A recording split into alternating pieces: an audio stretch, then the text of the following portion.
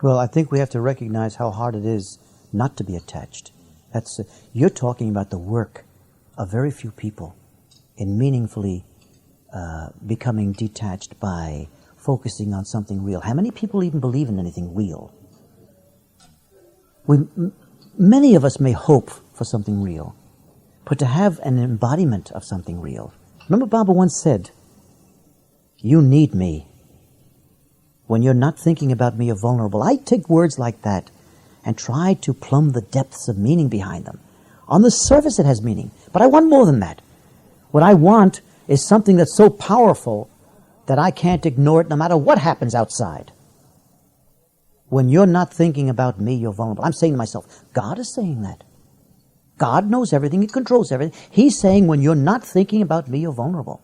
My God, if that doesn't tell something as clearly as it can be stated, now it's necessary for me to recognize the powerfulness and the direction of a statement like that. There are many times I don't think about Baba. There are many times I think about Baba, but I don't think about him in the right way. So that's the work. You know, I think we're so asleep that we expect some kind of an instantaneous transformation through some intellectual recognition of something. And we must always remember what Baba said, the intellect is the lowest form of understanding. But in your case, Jim, you have a fine intellect, but you also have a heart. And that struggle is going on, as it does with all of us. But once you come to the dawn, you've climbed out of this hole as we're all climbing out, and you begin to see your mind, your marvelous intellect will become a magnificent instrument in your work. You will come up with all sorts of creative breakthroughs. I have no doubt about that. But once the personal struggle, which is the most important struggle going on, is accomplished. If you were already perfect, it wouldn't be going on. It's going on with all of us. The real thrill is not that we want to be creative. That's the inevitable result of a person becoming convinced about reality or developing total conviction about reality.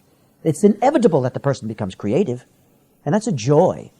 Then you don't no longer think about how many lifetimes I have, and it's really when you become free inside. It doesn't make any difference whether you have 1,000,000 lifetimes yet to go. I mean, the whole idea of God realization is to me a strange thing. I have no idea about what that means.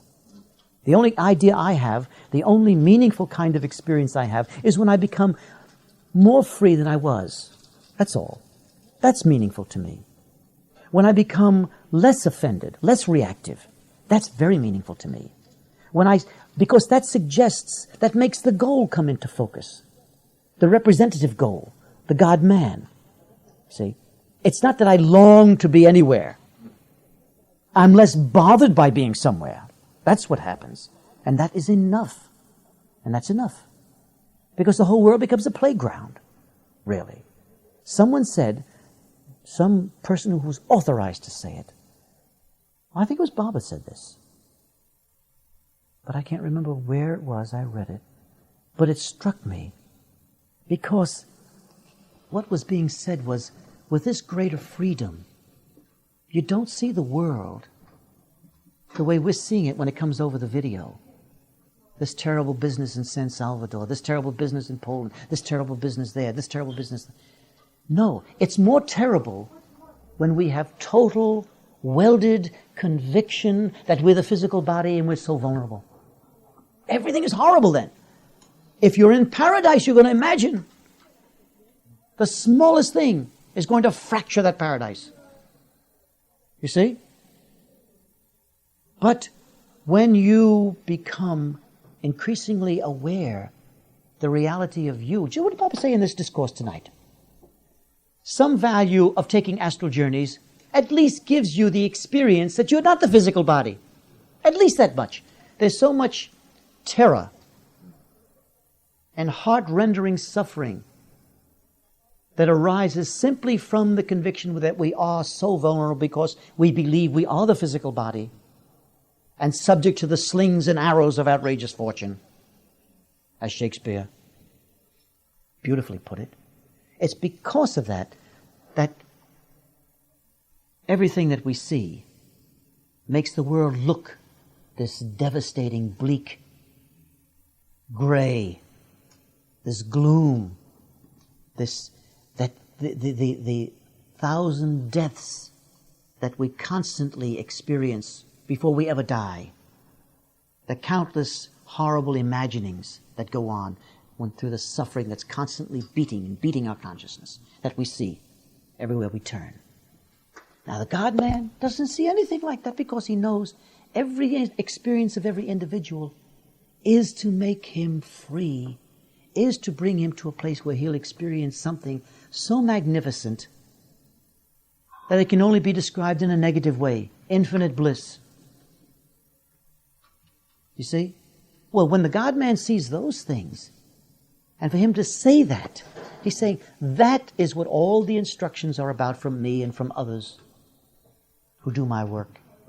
That's all of your, that's what causes you to struggle, that's what causes you to be so discontented, because you're discontented because you are heir to infinite bliss. So you will never settle for anything less. But you don't know that. I'm telling you that. Now understand what I'm saying. I'm also telling you the way to get there.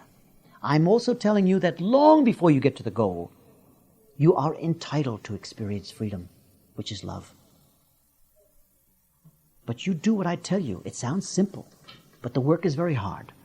The work is hard because you have been conscious of illusion since the beginning of time. That's when illusion began. Huh? That's right. You've been out to lunch since the beginning of time.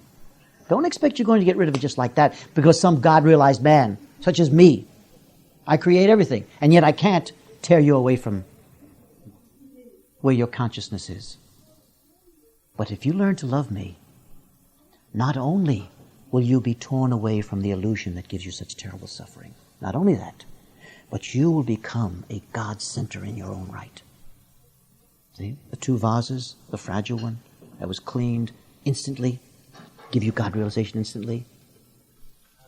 And the other one, painstakingly, millions of lifetimes of gradually growing, gradually getting stronger, and then standing there in your full achievement, your pristine glory, solid and real, your consciousness forever experiencing infinite bliss. That's what Baba wants for us.